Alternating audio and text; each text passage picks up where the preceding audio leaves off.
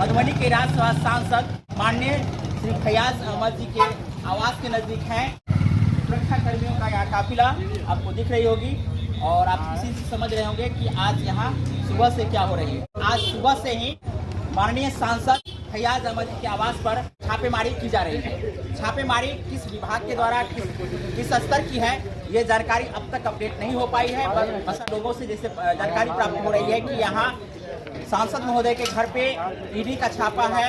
कुछ लोगों का कहना है कि सीबीआई का छापा है, तो कुछ लोगों का कहना है कि सीबीआई और ईडी का दोनों का मिक्स छापा है। बशर्ते जानकारी जैसे ही अपडेट होगी कि छापा किस प्रकार की है हम आपको अपडेट कराएंगे। तब तक हम लोगों से जानकारी लेते हैं कि ये छापा जो सांसद महोदय के घर आवास पे हो रही है ये किस प्रकार की छापेमारी है और इस छापेमारी को लेकर के लोगों की क्या राय है, लोगों तक क्या अपडेट है, ये जानकारी हम लेना चाहते हैं। क्या नाम है आपका? मेरा नाम अतीक अंसारी है। क्या कहना चाहेंगे आज ये छापेमारी माननीय सांसद महोदय के आवास पे हो रही है?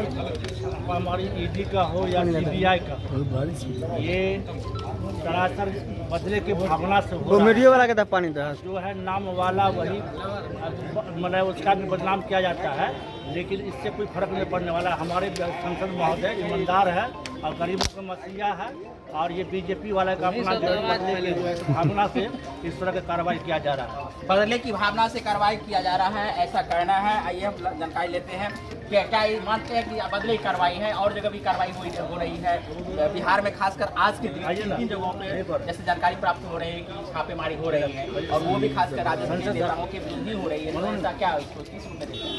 जी पता होगा कि आज प्रोटेस्ट विजय कुमार सिन्हा जी जो अभी विधानसभा के स्पीकर हैं, उनका आज आखिरी दिन है और आखिरी दिन है ही नहीं बल्कि हमारे जो महागठबंधन के मंत्रिमंडल और जितने भी विधायक प्रोटेस्ट के माध्यम से उनको गद्दी और इसी के कारण इसी सब को देखते हुए 10 दिन नहीं हुआ अभी आप देख रहे हैं कि 10 दिन सरकार की हुई है, 10 दिन महागठबंधन की सरकार की हुई है और हम आज एक जगह नहीं 3 जगह सुनील कुमार सिंह जो MLC हैं और आफाक करीम साहब जो आपको मेडिकल कॉलेज के वो भी राज्यसभा सांसद हैं, उनके यहाँ भी छापेमारी हो रही है और हमारे आदरणीय फैयाज साहब जो राज्यसभा सांसद हैं मधुबनी के, वहाँ भी छापेमारी चल रही है, जाँच हो रही है। जांच में आएगा कुछ नहीं। हम लोग को पूर्ण विश्वास है, हमारे आदरणीय तेजस्वी यादव जी ने कह दिया है कोई फर्क नहीं पड़ने वाला है। घर पे हमारे घर पे ही अपना ऑफिस खुलवा लो या घर पे ही ऑफिस खुलवा लो। आप देख सकते हैं यहाँ थोड़ा आप कैमरा वालों से हम कहेंगे कि आप थोड़ा दिखला लीजिए।